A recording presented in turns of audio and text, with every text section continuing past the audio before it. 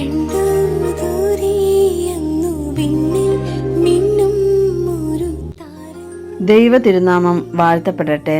സ്നേഹമുള്ളവരെ, സ്നേഹത്തിൻ്റെ, സമാധാനത്തിൻ്റെ, സന്തോഷത്തിൻ്റെ ഓർമ്മകൾ ഉണർത്തുന്ന ഒരു ക്രിസ്മസ് കൂടി ആഗതമാവുകയാണ്. ക്രിസ്മസ് ഒരാഘോഷമാണ്, ഒരു ചരിത്ര സംഭവത്തിൻ്റെ അനുസ്മരണമാണ്. എന്നാൽ അതിനെല്ലാം ഉപരിയായി ക്രിസ്മസ് എൻ്റെയും നിങ്ങളുടെയും ജീവിതാനുഭവമായി മാറേണ്ടതായിട്ടുണ്ട്. നാം ഈ ക്രിസ്മസിനോടടുക്കുമ്പോൾ ഇന്ന് വിചിന്തനം ചെയ്യുന്ന വചനഭാഗം വിശുദ്ധ ലൂക്കായുടെ സുവിശേഷം 7-ാം അധ്യായം 18 മുതൽ 23 വരെയുള്ള തിരുവചനങ്ങളാണ്. രക്ഷകനായ മിശിഹ വരുമെന്ന് പ്രവചിക്കുകയും വഴിയൊരുക്കുകയും ചെയ്ത സ്നാപക യോഹന്നാൻ തടവറയിൽ കിടക്കുമ്പോൾ തൻ്റെ ശിഷ്യന്മാരെ യേശുവിൻ്റെ അടുത്തേക്ക് അയച്ച് ചോദിച്ച ചോദ്യമാണ് ഈ ഭാഗത്തിൻ്റെ കാതൽ. വരാനിരിക്കുന്നവൻ നീ തന്നെയോ, അതോ ഞങ്ങൾ വേറൊരുവനെ കാത്തിരിക്കണമോ? യോഹന്നാൻ്റെ ശിഷ്യന്മാർ വന്ന് ചോദ്യം ചോദിച്ചപ്പോൾ യേശു ഒരു ദൈവശാസ്ത്ര വിശദീകരണമോ സ്വയം പ്രഖ്യാപനമോ നൽകിയില്ല.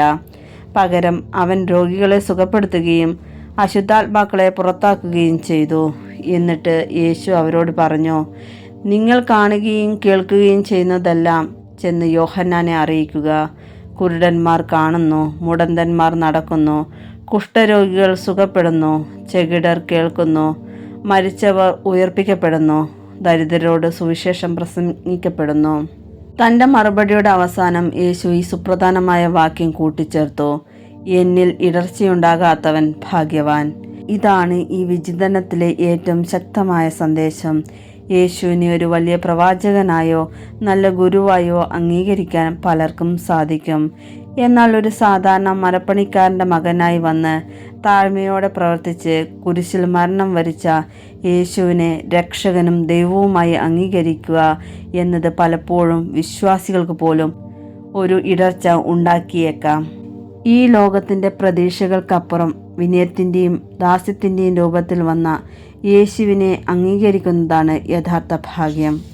ഈ ക്രിസ്മസ് നമുക്ക് ഭാഗ്യമുള്ളവരായിരിക്കാനുള്ള അവസരം നൽകുന്നു.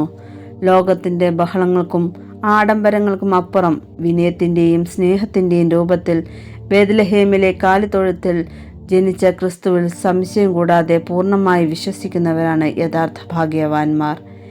ഈ ക്രിസ്മസ് കാലത്ത് നമ്മുടെ മനസ്സിലെ സംശയങ്ങൾ മാറ്റിവെച്ച് താഴ്മയുടെ രൂപത്തിൽ നമ്മുടെ അടുക്കൽ വന്ന രക്ഷകനെ പൂർണ്ണമായി വിശ്വസിക്കാൻ നമുക്ക് ശ്രമിക്കാം. അതിനായി ദൈവം നമ്മെ അനുഗ്രഹിക്കട്ടെ.